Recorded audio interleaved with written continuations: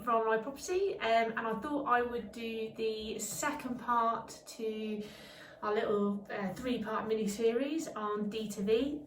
So in the first part I talked about the kind of overview of the different types of D2V strategies that there are out there, more of like kind of the traditional methods that we can use, but then also the more kind of modern methods that are out there now. So in this video I wanted to just go into a little bit more detail of, I guess, what strategies we use, what the strategies that have worked for us, and then just hopefully a bit of an oversight. So, you know, if any of you guys out there are thinking about starting to do some D2V, hopefully it will help. So the two methods that we mainly have used up to now are letters and leaflets. So what I want to go into then first is letters. So when I say letters, D2V letters, I'm talking about, in that instance, very much targeting HMOs. So HMO landlords, so houses of multiple occupation, and targeting those particular owners of those properties. So if you own or if you have a license for a house of multiple occupation, a HMO, you will be registered with your council. So a way in which you can get that information, and more importantly, not just the information of where the house is, because if it's a house of multiple occupation and there's several tenants living there, you know, 4, 5, 6, 7, whatever, the chances of somebody actually passing that letter to said owner or landlord are very slim. So what you want to do is you want to get straight to that landlord, owner, and you want their address. So with the HMO register, which as I mentioned, if you've got a HMO, you will need to have that registered to be compliant, and that will be held within your local council. So the way in which you can get hold of that list or that register is via your HMO officer, if you live in an area that has a dedicated HMO officer, or the local housing officer for your particular area. Now, I'm just going to talk to you about our experiences. I know there's a wide spectrum of experiences out there, and certain councils do things differently.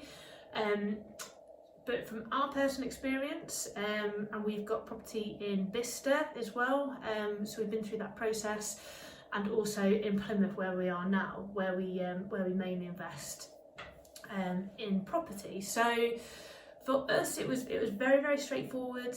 We went online on our local council website and we found the housing officer.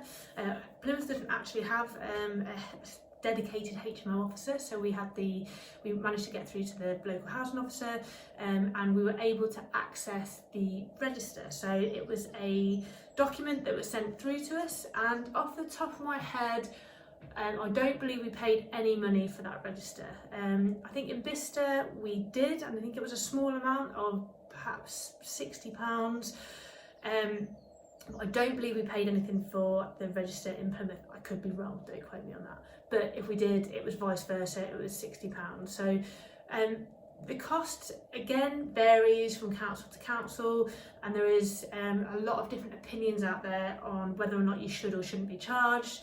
I'm not going to go into detail on that today, but certainly, you know, just to be aware, some councils do charge, and again, some councils are a little bit stricter or a little bit less willing to allow you to take away that register. So I'll just put that out there now. However, for Plymouth, for our area, our experience, we were able to get that register, which came in the form of an Excel spreadsheet, and it gave us the address of the property, and more importantly, the information that we needed is the name and address of the owner of said property. So then we can target that particular group of people. So when we're talking about rent to rent, or we're talking about purchase lease options, or any form of kind of creative strategy that will apply, and I'm talking about kind of HMOs in this instance, but it could apply to different strategies as well, which I'll kind of touch on again in a bit. But yeah, so you've got that direct in then, you've got that way of communicating and getting direct to vendor, which is what it's all about. So once you've got the Excel spreadsheet, something that a lot of people kind of get het up about is how you transfer the information onto Word documents, envelopes, and if you're not necessarily techie, I'm definitely not, the worry that it could take hours and hours and hours of trying to figure out how you can do this. So all we did is we outsourced that straight away to somebody on Fiverr. So you've got lots of different kind of platforms out there that you can put out jobs, very specific jobs, big, small, medium, and you can get quotes for said jobs. So anything that we can't do, or somebody could do a lot better, a lot quicker, we will outsource that. So from memory, I think we paid $11 for somebody to mail merge all of our Excel spreadsheet, so all of those addresses, names, onto a Word document. So we had 900 properties, their landlords, the owners' address and name, all kind of mail merged onto one big document. So really, really easy to then go and either print or upload to a more automated system if that's what you're going to do. So again, outsourced to Fiverr. There's people per hour. There's lots of different platforms that you could do. Any little jobs like that you kind of need to just offload to somebody else. So we got it mail merged onto a document, and then it's simply a case of sending them. So for us, what we did is we printed off, we signed the bottom of our letters. We didn't put any branding on our letters. We kept them very kind of non-corporate, if you like. We then put them in an envelope, and we hand wrote the envelopes, put a second class stamp on them, and posted them through the letterbox. And so there's lots of different opinions out there of what's good, what's not good with regards to how you mail your letters. Do you use coloured envelopes? Do you use white envelopes? Do you handwrite? Do you print the envelopes? Do you use something like a group lot of kind of mailing stamps to do it? Do you just use Royal Mail stamps? Whatever. There's lots and lots of different ways in which you can send out your letters. But again, going back to my first point, I don't really think it matters. You could split test, so you could send 100 letters out one way, 100 letters out the other way, and see what kind of results you get back. But certainly for us, doing it the way that we did it, we were probably getting around about 5% response rate. More recently, but I think that's probably situational, we had up to 10% response rate. So I would put that down to the kind of times that we're in right now. But I would say 5-6%, even anything over like 4% is a really, really, really good response rate. So that's the HMO letter. Something, again, I've talked about outsourcing. So what we also did with our outsource is we paid somebody to fold the letters in half, put them in the envelope, and handwrite the letters for us. So that was, again, something that we outsourced to somebody local, somebody that had actually been dropping leaflets for us, and I'll kind of move on to that now, so it's probably the right time. So leaflets is the other kind of method that we've used to date, and there's lots of different leaflet templates out there that you can use, lots of different graphics that you can use. But we had, I think, around 5,000 printed.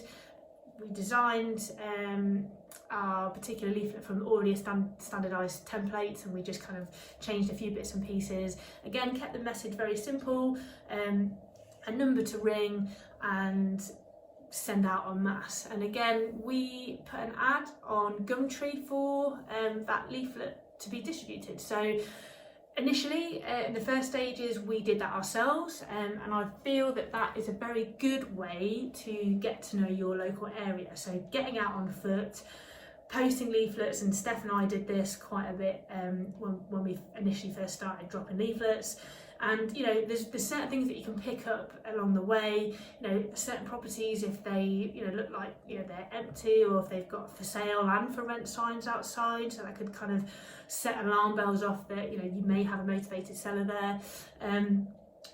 Lots of different factors, that things that you can pick up from actually getting out and about on foot yourself and delivering leaflets, but also you can appreciate how long it takes. So then when you're starting to thinking about outsourcing it, the kind of money that you are willing to pay somebody else to do that for you. And we got somebody from Gumtree. She was amazing.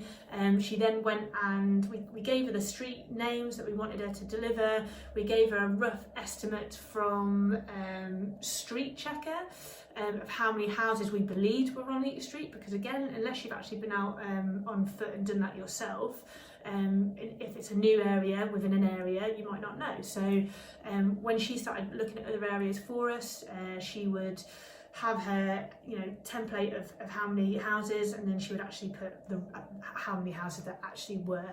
And actually, from our experience, Zoopla was a far better indicator of how many houses were on each street. So again, just that's our experience. So yeah, so leaflets is something that we have had good success with, good response rates.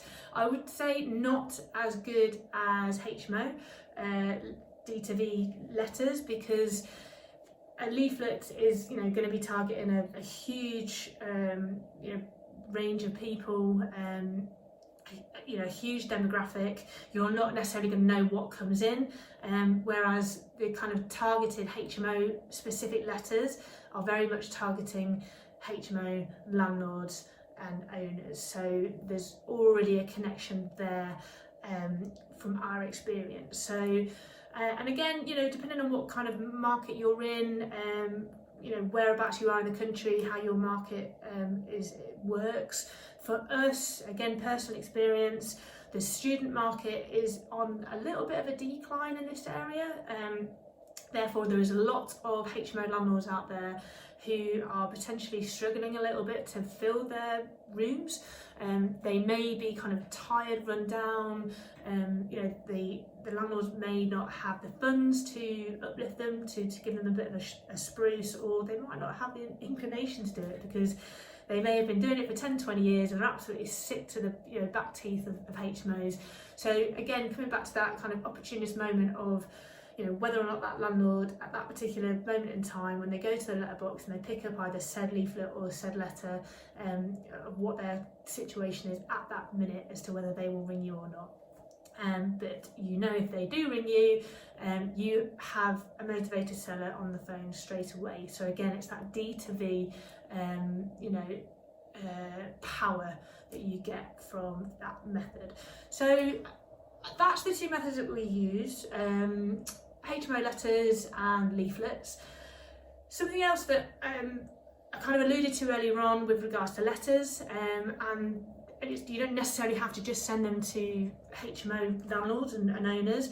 You can certainly use letters when it comes to just your standard buy-to-lets. So and again, if you have somebody, for instance, that you're outsourcing that's going and pounding the streets and dropping leaflets for you, and they happen to see some properties that fit your criteria because you've given that person a checklist of, if you see these properties, take a note of their address. And you can create a database of properties.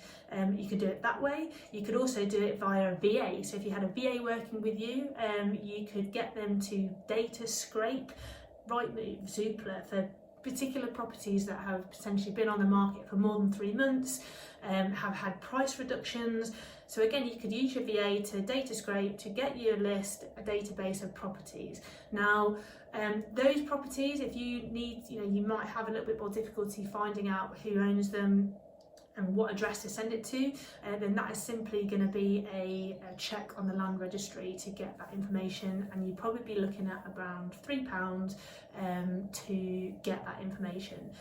So, and again, you know, that's something that you can send some letters out, so straight D2V. And again, if the property's been on the market for any more than 3 months, they're probably going to be out of contract if they've got it on with an agent, or they're going to be a lot more motivated to chat with you. So that is another really good way. And I suppose the last thing really that I'll just touch on in this particular video is that automation and that systemization of getting that data and kind of creating a system where you're pushing out your letters or your leaflets or, you know, whatever it may be to HMOs or your buy-to-lets, and that is using something called DocMail. And it's something that we are just starting to implement now, so I'm by no means an expert, but another good way or another progression to start to collect some data, to put it into a system, set the criteria that you want it to be, and start to push it out on a regular basis, targeting all the areas that you want to target. And you know, again, I've got a map on here. You know, we circled particular areas. We know areas within areas that we want to target. So again, it's just a good way of systemizing that. And if you have a VA, for instance, it's something that you could definitely offload to him or her. Again, setting the criteria that you want to be set. And again, it's just a nice little system and a process that you could get going. So I think that is all I'm going to talk about today. Any questions, please just drop me a line. Put a comment in the comments box. All feedback welcome. And yeah, I'm going to stop there and I'm going to say goodbye, and I'm going to say, whatever you do, guys, remember, enjoy the ride. Take it easy.